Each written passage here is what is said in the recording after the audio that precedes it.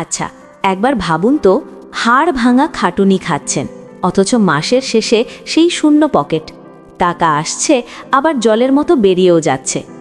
মনে হচ্ছে যেন কোনো এক অদৃশ্য শক্তি আপনার ভাগ্যকে তালা দিয়ে রেখেছে, তাই না? আমরা জীবনের সব সমস্যার সমাধান খুঁজতে মন্দিরে যাই, পাথরের আংটি পরি বা জ্যোতিষীর কাছে হাত দেখাই।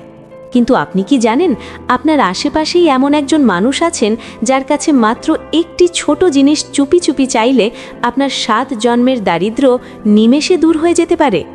না, আমি কোনো তুকতাক বা জাদুর কথা বলছি না। আমি এমন এক গোপন কথা বলবো যা শুনলে আপনার গায়ের লোম খাড়া হয়ে যাবে। নমস্কার বন্ধুরা, আজ আমি আপনাদের সাথে এমন এক গভীর সত্য নিয়ে আলোচনা করব যা সচরাচর কেউ কাউকে বলে না। আমাদের সমাজ, আমাদের চারপাশ এমন অনেক রহস্যে ঘেরা যা আমরা খোলা চোখে দেখতে পাই না। দেখুন, আমাদের হিন্দু ধর্মে বা আমাদের সনাতন সংস্কৃতিতে প্রতিটি সম্পর্কের, প্রতিটি মানুষের এক আলাদা শক্তি আছে। আমরা প্রায়ই ইউটিউবে বা ফেসবুকে নানা ভিডিও দেখি, যেমন লবঙ্গ দিয়ে টাকা আনার উপায় বা 1 চিমটি নুন দিয়ে ভাগ্য ফেরানোর উপায়। আমি বলছি না সেগুলো ভুল, কিন্তু আজ আমি যে বিষয়টির গভীরে আপনাদের নিয়ে যাব তা কোনো সাধারণ টোটকা নয়। এটা হলো কর্মফল আর আবেগের এক অদ্ভুত খেলা। আজ আমরা কথা বলবো আমাদের সমাজের এমন এক অংশকে নিয়ে যাদের দিকে আমরা অনেক সময় করুণার চোখে তাকাই, আবার অনেক সময় অবহেলাও করি। আমি কথা বলছি সেই সব নারীদের নিয়ে যারা তাদের স্বামীকে হারিয়েছেন। হ্যাঁ, বিধবা নারী। শাস্ত্রে বলা হয় বা আমাদের মুনি ঋষিরা বলে গেছেন, যখন একজন নারী তার সবথেকে বড় অবলম্বন তার স্বামীকে হারান, তখন তিনি যে কষ্টের মধ্যে দিয়ে যান, সেই কষ্ট তাকে সাধারণ মানুষ থেকে অনেক উঁচুতে নিয়ে যায়। তার সেই কান্না, তার সেই নীরবতা, এগুলো শুধু কষ্ট নয়, এগুলো এক ধরনের তপস্যা।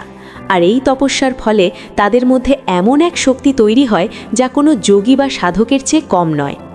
এখন আপনি হয়তো ভাবছেন, এসবের সাথে আমার বড়লোক হওয়ার বা আমার গরিব থেকে বড়লোক হওয়ার উপায়ের সম্পর্ক কি? সম্পর্ক আছে বন্ধু, খুব গভীর সম্পর্ক আছে। আমরা সাধারণত কি করি? আমরা ভাবি যে কাউকে কিছু দান করলেই আমাদের পুণ্য হবে। আমরা ভাবি মা লক্ষ্মীকে খুশি করতে হলে প্রচুর টাকা খরচ করে পুজো দিতে হবে। কিন্তু ঈশ্বর কি টাকা চান? না, তিনি চান ভাব, তিনি চান ভক্তি। আজ আমি আপনাদের বলবো, একজন বিধবা মায়ের কাছ থেকে বা বোনের কাছ থেকে আপনাকে কি চাইতে হবে। না, কোনো টাকা পয়সা বা সোনা দানা নয়, আপনাকে চাইতে হবে তার দুঃখ। শুনে অবাক হলেন? ভাবছেন পাগল নাকি, মানুষ সুখ চায় আর আমি গিয়ে দুঃখ চাইব? এটাই তো আসল রহস্য, আর এই রহস্যটা বড় বড় পণ্ডিতরাও অনেক সময় ধরতে পারেন না। আসুন একটু সহজ করে বুঝি। দারিদ্র্য জিনিসটা আসলে কি? এটা কি শুধু পকেটে টাকা না থাকা? একদম না। দারিদ্র্য হলো এক ধরনের নেতিবাচক শক্তি বা ব্যাড কার্মা, যা আমাদের অতীতে করা কোনো ভুলের ফল। এই যে আপনার ব্যবসায় মন্দা যাচ্ছে বা সংসারে অভাব অনটন দূর করার উপায় খুঁজেও আপনি কোনো কুল কিনারা পাচ্ছেন না, এসবই হলো সেই কর্মফলের জট। এখন এই জট খোঁড়ার জন্য আপনাকে এমন কিছু করতে হবে যা আপনার সেই খারাপ কর্মফলকে ধুয়ে মুছে সাফ করে দেবে। আর এখানেই আসে সেই বিধবা নারীর প্রসঙ্গ। যখন কোনো নারী তার স্বামীকে হারান, তিনি যে আগুনের মধ্যে দিয়ে যান, সেই আগুন যেই কোনো কর্মফলকে ভস্ম করে দেওয়ার ক্ষমতা রাখে। আপনি যদি সঠিক নিয়মে, সঠিক মনোভাব নিয়ে তার কাছে গিয়ে তার দুঃখের একটু অংশ নিজের কাঁধে নেওয়ার ইচ্ছা প্রকাশ করেন, তাহলে বিশ্বাস করুন, ম্যাজিক ঘটতে বাধ্য। কিন্তু সাবধান, এটা কোনো ছেলে খেলা নয়। আপনি হুট করে গিয়ে কাউকে বলতে পারেন না যে তোমার দুঃখ আমাকে দাও। তাহলে তিনি আপনাকে ভুল বুঝবেন, হয়তো কষ্টও পাবেন। এটা করার একটা বিশেষ এবং গোপন পদ্ধতি আছে, আর এই পদ্ধতিটাই হলো টাকা জমানোর সহজ উপায় বা ভাগ্য খোলার চাবিকাঠি। আপনাকে যা করতে হবে তা হলো নিঃস্বার্থ সেবা এবং মনের এক গোপন প্রার্থনা। প্রথমে আপনাকে আপনার আশেপাশে এমন কাউকে খুঁজে বের করতে হবে যিনি বিধবা এবং সত্যিই কষ্টে আছেন। হতে পারে তিনি আপনার কোনো দূর সম্পর্কের আত্মীয় বা প্রতিবেশী, কিংবা এমন কেউ যাকে আপনি চেনেন। তিনি যে খুব গরিব হতে হবে এমন কোনো কথা নেই, কিন্তু তিনি যে একা এবং মনের দিক থেকে কষ্টে আছেন এটা বোঝা জরুরি। এর পরের কাজটা খুব সাবধানে করতে হবে। আপনাকে গোপনে তাকে সাহায্য করতে হবে। এমনভাবে সাহায্য করবেন যেন আপনার ডান হাত কিছু দিলে বাম হাতও টের না পায়। এটা কোনো লোক দেখানো দান হলে চলবে না। আপনি তার জন্য মাসের বাজারের ব্যবস্থা করে দিতে পারেন, তার ওষুধের খরচ দিতে পারেন, বা যদি তার ছোট বাচ্চা থাকে তবে তাদের পড়ার খরচ দিতে পারেন, কিংবা শীতকালে একটা কম্বল কিনে দিতে পারেন। কিন্তু আসল কাজটা বাইরের এই দেওয়া নেওয়া নয়, আসল কাজটা হবে আপনার মনে। যখন আপনি এই সাহায্যটা তার কাছে পৌঁছে দেবেন, সেটা নিজে গিয়ে হোক বা অন্য কারোর মাধ্যমে, ঠিক সেই মুহূর্তে চোখ বন্ধ করে আপনাকে মনে মনে ঈশ্বরের কাছে এবং সেই মায়ের কাছে একটা প্রার্থনা করতে হবে। প্রার্থনাটা খুব মন দিয়ে শুনুন।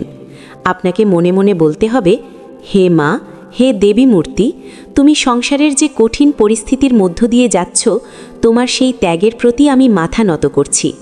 আমি জানি তোমার এই কষ্ট অনেক গভীর, কিন্তু মা, আমি তোমার সন্তান হিসেবে তোমার সেই বিশাল দুঃখের সাগরের এক ফোঁটা জল, তোমার কষ্টের একটা ছোট্ট কণা নিজের কাঁধে নিতে চাই।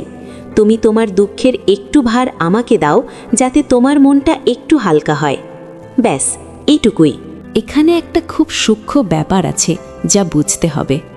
আপনি যখন ইউটিউবে ভাগ্য পরিবর্তনের আমল বা দোয়া খোঁজেন, তখন আসলে আপনি নিজের জন্য কিছু চাইছেন। কিন্তু এখানে এই প্রক্রিয়াটিতে আপনি নিজের জন্য কিছু চাইছেন না, আপনি অন্যের বোঝা হালকা করতে চাইছেন। আর প্রকৃতির নিয়ম হলো যে অন্যের বোঝা নিজের কাঁধে নিতে চায়, প্রকৃতি তাকে সেই বোঝা বইবার শক্তি এবং সম্পদ দুটোই উজাড় করে দেয়। যখনই আপনি মনে মনে তার দুঃখ নিতে চাইলেন, আপনি আসলে পরমেশ্বরের কাছে প্রমাণ করলেন যে আপনার মনটা কত বড়, আপনি স্বার্থপর নন। আর ঠিক সেই মুহূর্তেই আপনার জীবনের যত নেতিবাচক শক্তি, যত গ্রহদোষ, যত বাধা, সব কেটে যেতে শুরু করে। কারণ আপনি এমন একজনের দুঃখ ভাগ করে নিতে চেয়েছেন, যার দীর্ঘশ্বাস এবং যার আশীর্বাদ দুটোই সরাসরি ঈশ্বরের দরবারে পৌঁছায়। অনেকে হয়তো ভাববেন, আমি যদি তার দুঃখ নিই তাহলে তো আমার জীবনে কষ্ট বাড়বে। না বন্ধুরা, এখানেই আপনারা ভুল করবেন। আপনি যখন দয়া বা করুণা থেকে কারো দুঃখ নিতে চান, তখন সেই দুঃখ আপনার কাছে এসে আশীর্বাদ হয়ে যায়। এটা আগুনের মতো, যা আবর্জনা পুড়িয়ে সোনা খাঁটি করে। আপনার সেই ইচ্ছা আপনার খারাপ সময়কে পুড়িয়ে ছাই করে দেবে। এটা অনেকটা সেই পাইপের মতো, যাতে ময়লা জমে গেলে জল আসে না। আপনি যত খোঁচাখুচি করুন, লাভ হবে না যতক্ষণ না ময়লাটা বেরোচ্ছে। আপনার জীবনের সেই ময়লা হলো আপনার স্বার্থপরতা, আর অন্যের দুঃখ নেওয়ার এই ইচ্ছাটা সেই ক্লিনার, যা এক নিমেষে আপনার ভাগ্যকে পরিষ্কার করে দেবে। তবে মনে রাখবেন, এই পুরো ব্যাপারটা কিন্তু একটা গোপন সাধনা। আপনি এটা নিয়ে ঢোল পেটাতে পারবেন না। আপনি কাউকে বলতে পারবেন না যে দেখো, আমি ওনাকে সাহায্য করছি যাতে আমার বড় লোক হওয়া যায়। যদি মনের মধ্যে এই ধান্ধা বা ব্যবসা থাকে, তাহলে কিন্তু এক পয়সারও লাভ হবে না, বরং উল্টো ফল হতে পারে। আপনার মন হতে হবে শিশুর মতো সরল। আপনার চোখে জল আসতে হবে তার কষ্ট দেখে। যেদিন আপনি সত্যিই তার কষ্টের কথা ভেবে তাকে সাহায্য করে মনে মনে তার কষ্ট নিতে চাইবেন, সেদিন থেকে আপনার জীবনের মোড় ঘুরে যাবে। আপনারা হয়তো অনেক ভিডিওতে দেখেছেন মানিব্যাগ টাকায় ভরিয়ে রাখার উপায় বা লটারি জেতার টিপস। আমি বলছি না সেগুলো মিথ্যা, কিন্তু ওগুলো হলো সাময়িক সমাধান। আর আজ আমি যে রাস্তার কথা বললাম, এটা হলো স্থায়ী সমাধান। এটা আপনার কর্মফল শুদ্ধ করার রাস্তা। একবার ভাবুন তো, আমাদের সমাজে এমন কত মা বোন আছেন যারা অবহেলিত। আপনি যদি তাদের পাশে দাঁড়ান, তাদের একটু স্বস্তি দেন, তাহলে মা লক্ষ্মী কি আপনার ঘরে না এসে থাকতে পারবেন? অসম্ভব। যেখানে নারীর সম্মান আছে, যেখানে দুঃখী মানুষের চোখের জল মোছানো হয়, সেখানেই তো সম্পদের আসল বাস। তাই আজ থেকেই খুঁজতে শুরু করুন।